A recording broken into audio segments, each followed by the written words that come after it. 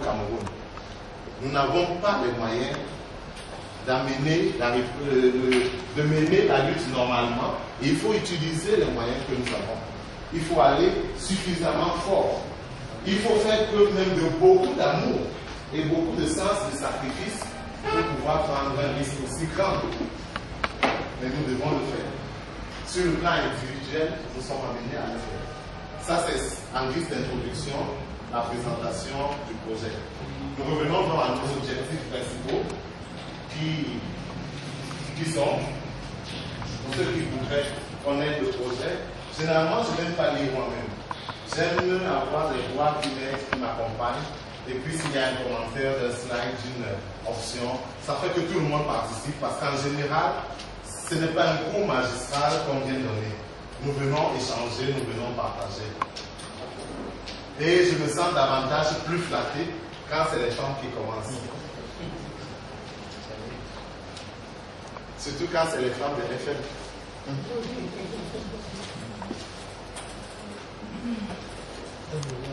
On voit absolument rien ici parce que moi, on a rien.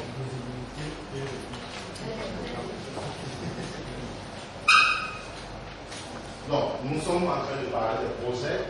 Nous allons relire le but. Le but, c'est de réduire le nombre de nouvelles infections au VIH, le nombre de grossesses non désirées et élargir l'offre de contraception au Cameroun. Merci. Merci, normalement. Désolé si tu as un petit problème. Toutes mes excuses. En réalité, nous ne venons pas inventer la roue. Nous venons contribuer à une action qui se fait déjà. ACMS, à travers le projet d'accès universel au préservatif, PAFC comme on l'appelle en anglais, vient offrir une possibilité supplémentaire de prévention dans le cadre de la lutte contre le VIH. À travers ce préservatif féminin, nous venons contribuer conformément au plan stratégique national de lutte contre le VIH que le Cameroun, à travers le ministère de la Santé, a adopté, a augmenté respectivement de 41%, l'indicateur de 41%, je crois, 2008, et de 54% à 80% le pourcentage des femmes et d'hommes qui, en milieu urbain, indiquent avoir utilisé un condom lors d'un rapport sexuel à haut risque. Combien? Nous, on a les problèmes de visibilité. Là. Oui, nous allons vous tenir copie des différentes présentations. Et vous comprenez pourquoi tout à l'heure, parmi mes attentes, je ne parlais pas aux journalistes, je parlais aux individus. Parce que si chacun de nous ici, dans le cadre des rapports sexuels à risque, utilise un condom, il va contribuer à atteindre ces objectifs-là. On a besoin de vous pour que vous puissiez préserver votre santé. On a besoin de vous sur ce plan-là. Qu'est-ce qu'on appelle rapport sexuel à risque, selon vous? Quelqu'un peut m'aider? Rapport sexuel, oui.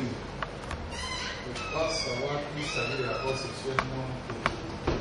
Oui, il y a cette composante-là, mais ce n'est pas seulement le rapport sexuel non protégé. Quelqu'un peut être plus précis?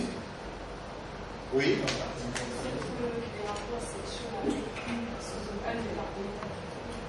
Oui, ça peut être avec un partenaire qui est infecté, parfois inconnu, parce que ça ne se lit pas sur le visage.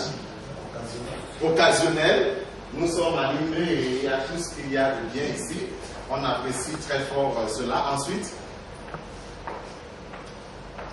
oui.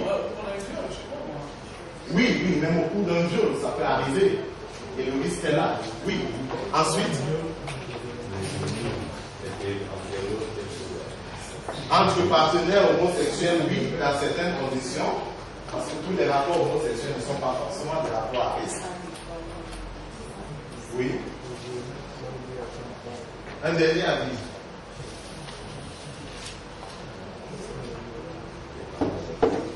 Oui.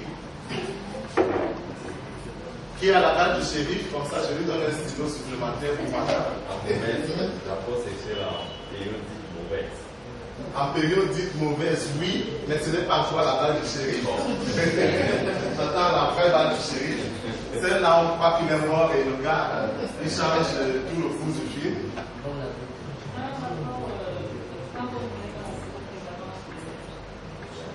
Oui, exactement. Un rapport sexuel à haut risque, c'est premièrement un rapport lorsqu'on ne connaît pas l'état sérologique de l'autre. Voilà. Mais il s'agit aussi des rapports sexuels avec généralement des partenaires non cohabitants, très souvent non protégés, dans ce cadre-là. À la sauvette, si vous voulez. Mais c'est un peu ça. Donc il s'agit justement de réduire cette incidence-là par rapport à la prévention, à ceux qui déclarent avoir utilisé un rapport sexuel, un préservatif lors du dernier rapport sexuel. De même, il s'agit d'augmenter de 24 et de 39% à 80% le pourcentage des femmes et des hommes qui, en milieu rural, parce que souvenez-vous, la première partie c'était le milieu urbain, et là nous sommes en milieu rural, qui indique avoir utilisé un rapport sexuel lors du dernier rapport, un condom lors du dernier rapport sexuel à haut risque. Nous précisons haut risque parce que si vous êtes légitimement marié, vous connaissez le statut sérologique de votre partenaire